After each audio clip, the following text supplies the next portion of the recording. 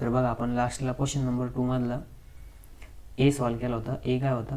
ए. ठीक आहे, तर ए आपला सॉल्व झाला होता. आता नेक्स्ट आपल्याला सॉल्व करायचं आहे बी.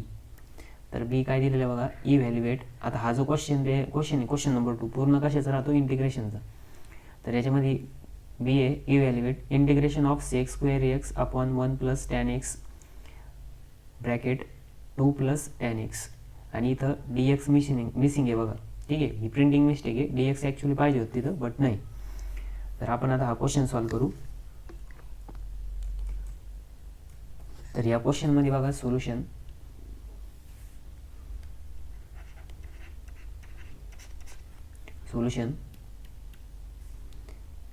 Late I equals to integration of sec square x upon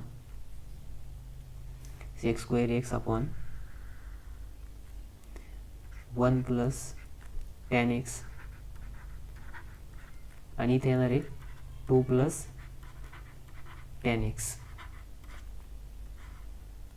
आणि इथं dx. ठीक आहे, तर हा जो क्वेश्चन आहे बघा, हा सबस्टिट्यूशन मेथडचा क्वेश्चन आहे. आता का? कारण की इथं बघा डिनॉमिनेटरला सेक्स स्क्वेअर एक्स आहे आणि इथं 1 प्लस टॅन एक्स दिलेलं आहे आणि इथं पण टॅन एक्स आहे. जर आपण t equals to tan x put केलं आणि d T by D x find out केलं तर टॅन एक्सचा डेरिव्हेटिव्ह काय येतो? Sec square x.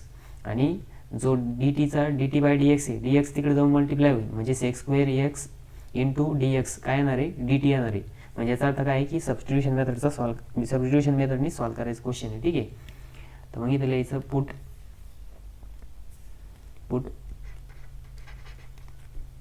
T equals to tan x आणि याला वाटलं तर इक्वेशन नंबर 1 नाव द्या. ठीक आहे, इक्वेशन नंबर 1. मग t equals to tan x put केलं तर मग काय करायचं? Differentiate with respect to x. ठीक आहे, एक्सच्या रिस्पेक्टमध्ये डिफरन्शिएट करू. मग इकडच्या बाजूला येणार आहे D T by D x is equals to, आता बघा D by D x of tan X. मग D by D x of tan X.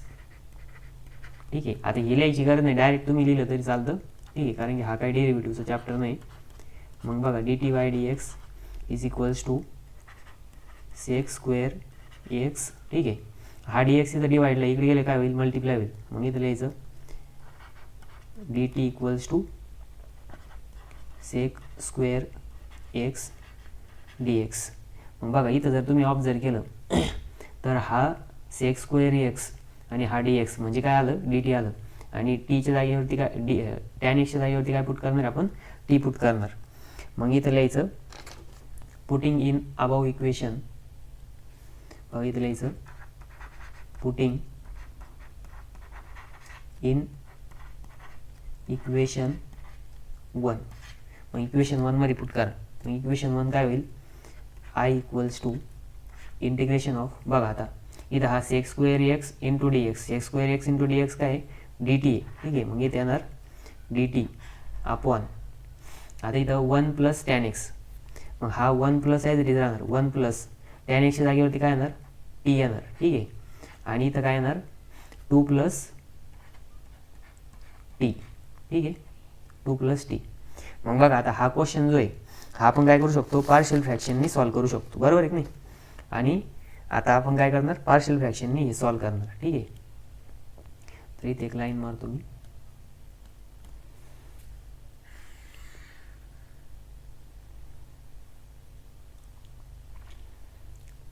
मग बघा इथलं यायचं बाय युजिंग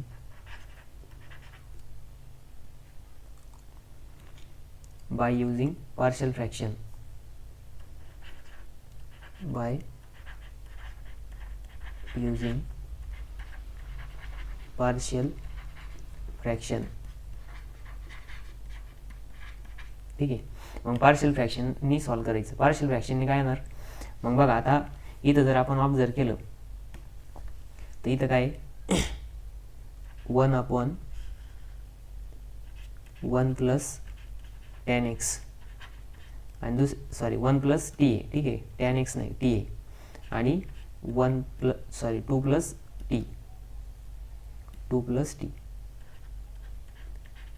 ठीक आहे, मग आता जर ऑब्झर्व केलं तर हे कोणते फॅक्टर आहे? नॉन रिपीटेड लिनियर फॅक्टर आहे. मग नॉन रिपीटेड लिनियर फॅक्टर असेल तर काय येतं, constant A upon first factor. First factor काय आहे 1 plus T plus constant B upon second factor. Second factor काय आहे 2 प्लस टी, काय आहे 2 प्लस टी. ठीक आहे. मग आता याला वाटलं इक्वेशन नंबर, याला इक्वेशन नंबर नाव द्यायची काही गरज नाही. ठीक आहे. आता इकडच्या साईडला क्रॉस मल्टिप्लिकेशन करायचं आपलं, जसं रेग्युलर पार्शियल फ्रॅक्शनची मेथड आहे त्याच्यानुसार. मग इथं काय येणार 1 अपॉन 1 प्लस टी आणि इकडे काय येणार 2 प्लस टी. ठीक आहे. इक्वलची side equals to A into ब्रॅकेटमध्ये काय येणार 2 प्लस टी आणि इथे येणार आहे प्लस बी इंटू 1 प्लस टी. ठीक आहे. आणि डिनॉमिनेटरला काय येणार 1 प्लस टी आणि इथे येणार 2 प्लस टी. मग इकडचा डिनॉमिनेटर तिकडचा डिनॉमिनेटर काय होणार कॅन्सल होणार, म्हणजे कॅन्सल होणार. आणि नंतर इक्वेशन काय राहिलं 1 is equals to A into bracket 2 plus T आणि प्लस बी इंटू ब्रॅकेट 1 प्लस टी वाटलं तर याला इक्वेशन नंबर 2 नाव द्यायचं. ठीक आहे. मग आता बघा, आता फर्स्ट फॅक्टर घ्यायचं, मग इथं लिहायचं पुट. बघा आता फर्स्ट फॅक्टर काय इथं 2 plus t is equals to 0. मग टी इक्वल्स टू काय येणार आहे t equals to -2 putting in equation 2. Equation 2 मध्ये पुट करायचं. मग इक्वेशन 2 काय होईल बघा 1 is equals to A into bracket 2 minus 2 plus B into bracket B into bracket 1 plus -2 bracket. ठीक आहे. मग इथे काय येणार 1 is equals to A into ब्रॅकेटमध्ये -2 प्लस 2 0 प्लस, आता इथं बघा +1 -2 काय येणार बी इंटू ब्रॅकेटमध्ये -1 येणार, बी इंटू ब्रॅकेट -1 म्हणजेच बी इक्वल्स टू काय येणार मग लास्टला बी इक्वल्स टू येणार बघा. आता हा -1 इकडे मल्टिप्लाय इकडे गेलं डिवाइड होईल आणि 1/1 म्हणजेच -1 येणार. ठीक आहे. मग बी इक्वल्स टू किती आलं आपलं -1 आलं. मग आता हे बी इक्वल टू -1 जे ठीक आहे आपण फाइंड आउट केलं. आता काय आहे की आपण फर्स्ट फॅक्टर घेतला होता. ठीक आहे. इथला फर्स्ट घेतला, आता सेकंड फॅक्टर घ्यायचं. मग इथलं यायचं पुन्हा put t equals to 1 plus t equals to 0 आणि नंतर इथं काय येणार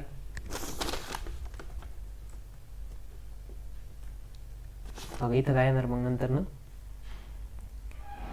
T is equals to -1 putting in equation. बघा हे हा जो 1 राहतो हा इकडे प्लस इकडे गेलो मायनस होईल. ठीक आहे. बरेच जणांना कळत नाही, बट काही जणांना डायरेक्ट पण कळतं, तर त्याच्यामुळे एवढं काही प्रॉब्लेम नाही. पण ज्यांना बेसिक ज्यांना पार्शियल फ्रॅक्शन येत नाही त्यांच्यासाठी ठीक आहे. नाही तर मग त्यांना असं वाटतं की हा -1 कुठून आणला. ठीक आहे. तर मग हे +1 इकडे गेलं -1 झालं, पुटिंग इन इक्वेशन 2. ठीक आहे. इक्वेशन 2 मध्ये पुट करायचं. मग नंतर नेक्स्ट येणार बघा आता इथं येणार 1 is equals to A into bracket 2 -1 ठीक आहे प्लस बी इंटू ब्रॅकेट +1 -1.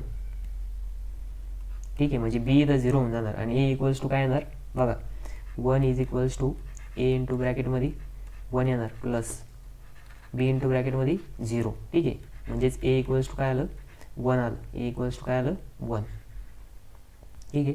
आता आपल्याला ए आणि बी दोघांच्या पण व्हॅल्यू भेटल्या. ए इक्वल्स टू काय आलं 1 आणि बी इक्वल्स टू काय आलं -1. मग आता काय करायचं ए आणि बीच्या व्हॅल्यू पुट करायची इक्वेशन नंबर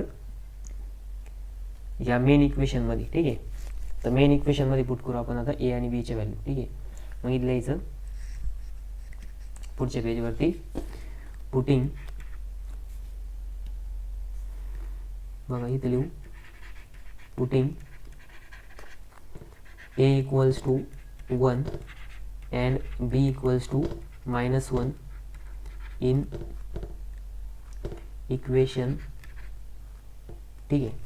मग ते काय येणार बघा इकडच्या साईडला काय होतं 1/1 प्लस टी आणि 2 plus t is equals to काय आलं होतं a upon 1 plus T plus b upon 2 plus T.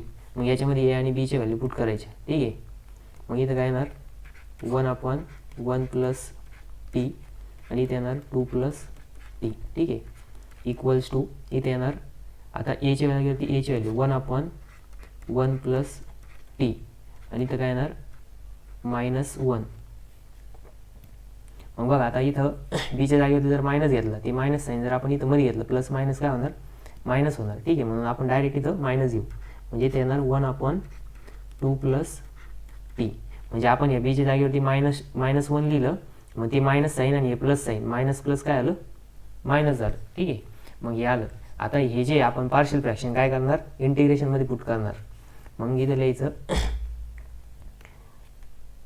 Putting in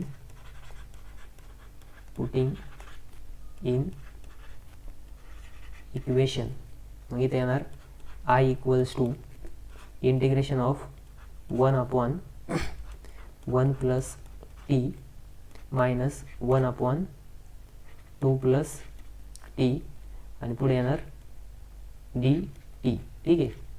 आता हे आपण इथं काय करणार दोघांमध्ये काय आहे ब्रॅकेट टाका वाटलं तर इंटिग्रेशनचं साईन आहे तर मग आपण काय करू आता इंटिग्रेशन सेपरेट करू. म्हणजे इथं काय येणार I equals to integration of 1 upon 1 plus t d t minus integration of 1 upon 2 plus t पुन्हा इथं पण डी टी येणार. ठीक आहे. कारण की इथं सबस्ट्रॅक्शनचं साईन होतं मग इंटिग्रेशन सेपरेट झालं.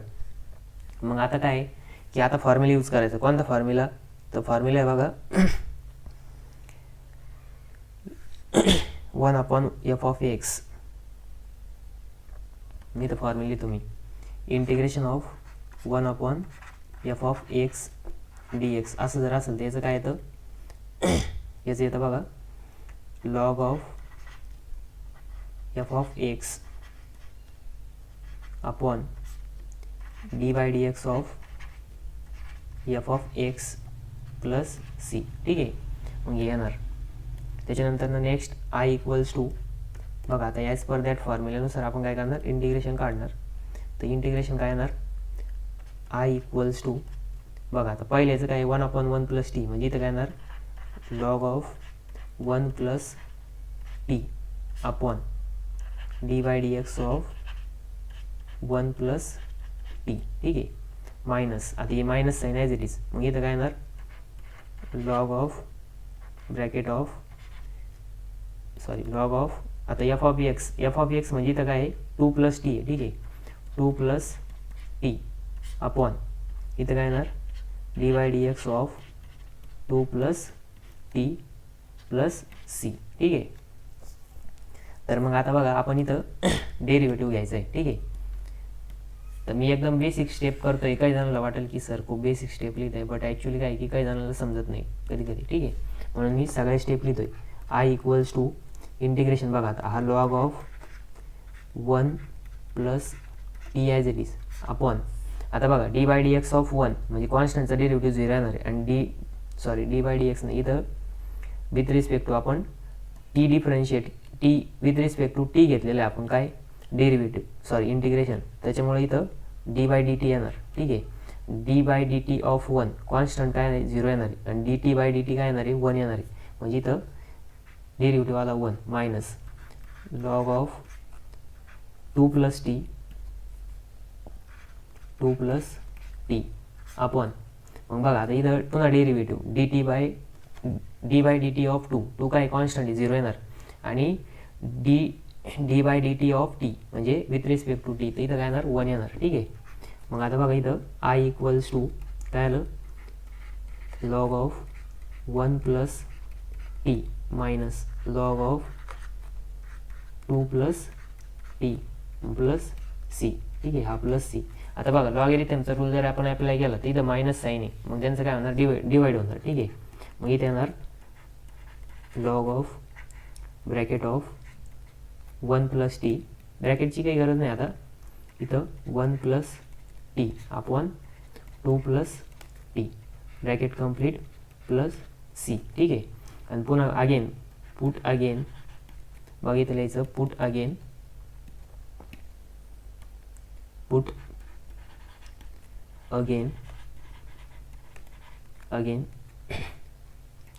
T equals to tan x. ठीक आहे. मग आपण टीच्या जागेवरती आता tan x पुट करून देणार. मग इथे येणार I equals to log of bracket of 1 plus tan x upon 2 plus tan x. ठीक आहे. आणि प्लस सी. मग हे काय आपलं फायनल आन्सर आलं. ठीक आहे. हे काय आपलं फायनल आन्सर आलं. तर मग इथं आता बघा आपण इथं स्टार्टिंगला काय केलं, put t equals to tan x. ठीक आहे. टी इक्वल्स टू काय पुट केलं, tan x पुट केलं. ठीक आहे. आणि नंतर डिफरन्शिएट केलं विथ रिस्पेक्ट टू एक्स. हा सबस्टिट्यूशन मेथडचा प्रॉब्लेम होता, त्याच्यामध्ये परत आपल्याला पार्शियल डिफरन्शियलने पण सॉल्व्ह करायचं होतं. ठीक आहे. मग आपण इथं पुट केल्यानंतर आपल्याला इक्वेशन भेटलं. बघा इथं डिफरन्शिएट केलं विथ रिस्पेक्ट टू एक्स. मग इथं आलं dt by dx equals to D by dx of tan x. मग tan xचा डेरिव्हेटिव्ह होतो sec स्क्वेअर x. मग dt by dx equals to sec square x. मग dt is equals to sec square x dx. मग putting in equation 1 I equals to काय integration of dt upon 1 plus T आणि 2 plus T. कारण की आपण इथं काय केलं, tan xच्या जागेवरती टी पुट केला आणि tan xच्या जागेवरती टी पुट केला. पण sec स्क्वेअर x dx म्हणजेच काय dt आहे. ठीक आहे. मग ते आपण इथं पुट केलं बाय युझिंग पार्शियल फ्रॅक्शन. मग आता बघा आपण इथं घेतलं 1 upon 1 plus T 2 plus T. आता हे काय नॉन रिपीटेड लिनियर फॅक्टर आहे, म्हणजे फर्स्ट केसमध्ये काय first constant upon first factor म्हणजेच ए upon first factor plus b upon second factor. मग इथं आपण क्रॉस मल्टिप्लिकेशन करून डिनॉमिनेटर कॅन्सल केला. मग इक्वेशन नंबर 2 भेटला आपल्याला. ठीक आहे. मग इक्वेशन 2 मध्ये आपण काय फर्स्ट फॅक्टर घेतला 2 प्लस टी इक्वल्स टू 0 आणि मग टी इक्वल्स टू काय आलं -2 आलं, कारण की हा +2 इकडे गेलं मायनस झाला. मग पुटिंग इन इक्वेशन 2 मग इथं काय आलं 1 इज इक्वल्स टू बघा. मग याच्यावरून आपण बी ची व्हॅल्यू फाइंड आउट केली. मग बी इक्वल्स टू काय आलं -1 आणि नंतर पुन्हा पुट सेकंड फॅक्टर म्हणजे सेकंड फॅक्टर घेतला 1 प्लस टी इक्वल्स टू 0 आणि टी इक्वल्स टू काय आलं -1.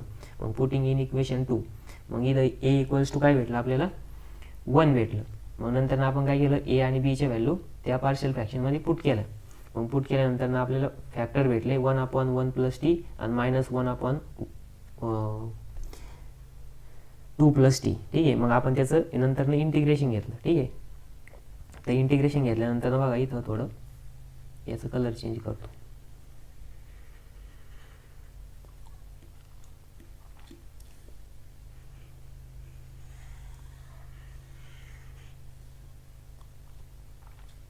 याचा पण कलर चेंज करतो. ठीक आहे.